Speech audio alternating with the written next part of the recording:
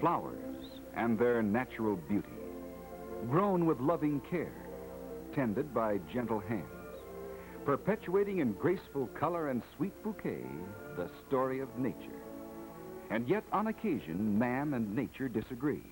And when they do, the winner is usually in dispute.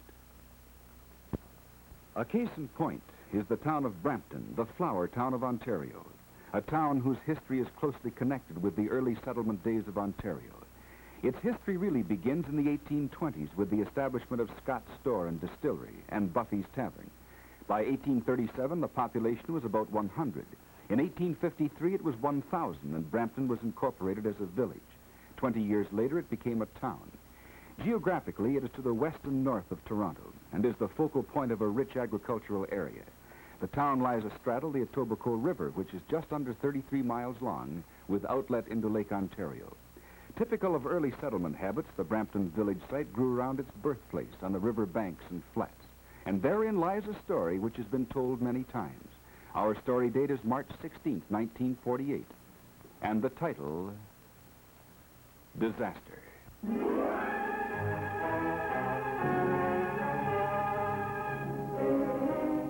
Disaster in the form of thousands of tons of raging water and rampant blocks of ice. Disaster which the town had known in varying degrees on past occasions. Reckon in your mind as you watch these scenes, not only the actual dollar damage, but the potential health danger, the loss of utilities, the sewage problem, the personal inconvenience of the moment. Remember, too, that this is not the first Brampton flood, but only one in a series of such events. In this case, the cause has been known for years, the remedy advanced on many occasions, but always the remedial measures taken were insufficient and not really effective. Flooding is a natural phenomenon of rivers, which history has accurately recorded since biblical times. In establishing their town first on the banks of and then eventually over the creek bed of the Etobicoke, the founding fathers laid the groundwork for the flooding which you were witnessing, and that it was done on a loop of the river and at the entrance of its tributary, Mains Creek, added to the complications.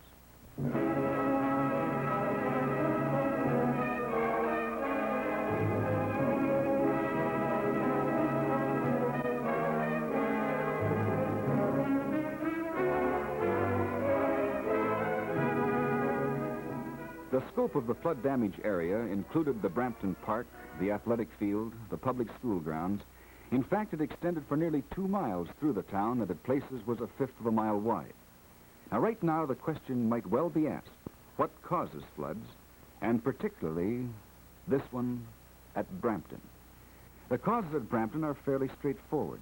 The high water flows associated with spring thaws and breakups, if abnormal, cannot be handled by the restricted channel which meanders through the town. Indeed, in places, the town is built over the channel, and the flow of water is handled through a conduit built many years ago. Even heavy rainfalls in other than the spring season have created flood problems for this very reason. In fact, flood damage has been regular enough in Brampton for many merchants to have taken the pains to make their windows and doors as watertight as possible. Records show evidence of flooding on the Etobicoke as far back as 1795. However, the first direct reference to a specific high water level at Brampton occurs in 1854, and since then, spring floods have become almost an annual feature. The Brampton Times reports on August 28, 1857, that such an immense fall of rain occurred that early this morning the river Etobicoke rushed down with fearful velocity, and so overspread its banks that the greater portion of Brampton was flooded.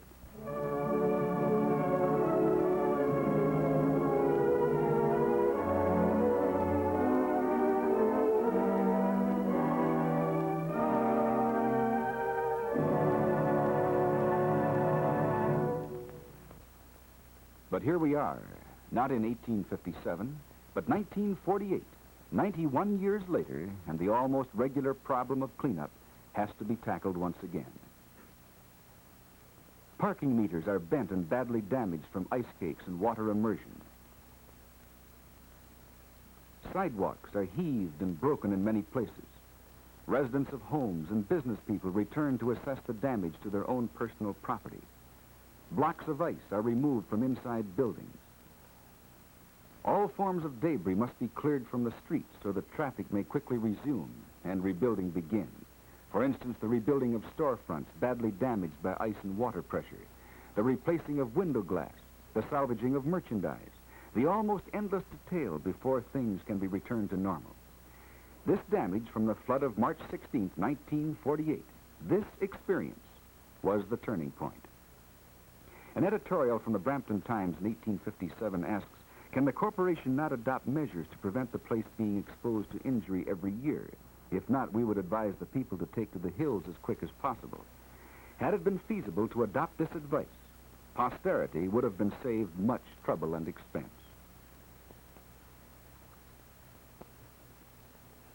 Diagrammatically, the story is easily told. Here, the loop in the river and the areas subject to flooding are outlined as they affect the heart of the town. Earlier, we mentioned the underground course of the river through a conduit. Not only was the conduit unable to handle floodwaters of consequence, it was found to be in a shocking state of repair due to water damage, as outlined in an Ontario government report of 1947. This report was prompted by the request of the Etobicoke-Mimico Valley Conservation Authority to the Ontario Department of Planning and Development for a complete survey of the Etobicoke Valley watershed in order to ascertain the best methods of flood control and general conservation. Planning and Development completed the report in June 1947, including recommendations and costs. In these scenes, you will see the water diversion being constructed. But here, as you watch the heavy machinery move earth to prepare the new riverbed, remember there are other important factors in flood control. The conservation of forest lands in the watershed area, the replanting of trees on marginal land, proper soil cultivation and cropping practices, the protection of marshes in the entire drainage area. These are all factors in water control. For as land use practices improve, there is less tendency for a rapid water runoff through rains and thaws. The land becomes a better storage area for water.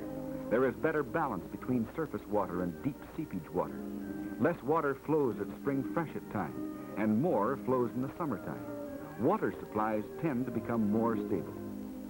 But here in this flood control channel, through the use of modern construction methods, the problem of nature is being remedied by the hand of man.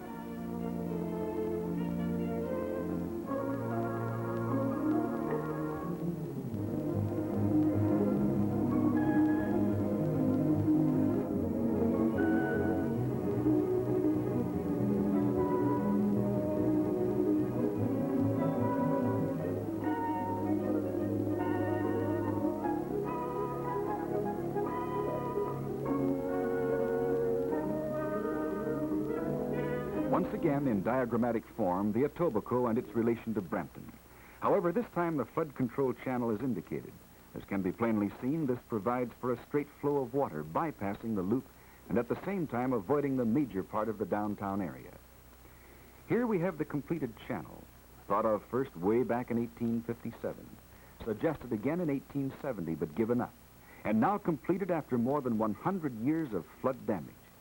Here the water runs in a well-constructed concrete runway designed to handle the highest floodwaters which may occur and guaranteeing Brampton a flood-free future.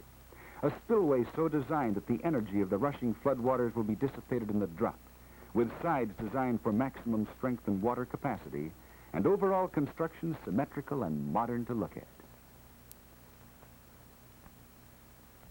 These children, as they approach and read the nameplate on this cairn, might reflect upon the words in the Brampton Conservatoire on March 13, 1883, commenting on the flood of the previous week. A small boy named Albert Clark fell into the stream and was carried swiftly some distance before he was fished out at the end of a pool. And such a swim he don't want again this spring. Or when viewing this completed diversion, we might remember the Toronto Globe report dated Christmas night, 1893. This town has had many floods, but this one beats them all. A rushing torrent is surging over Queen Street, and those who wanted to celebrate Christmas in the Wellington House had to proceed there on a raft. Yes, happily, those days of flood tragedy and inconvenience at Brampton are gone forever.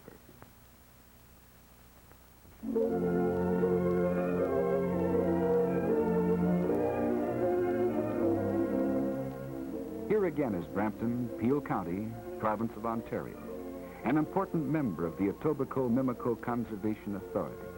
situated in the Etobicoke watershed and fearing floods no more.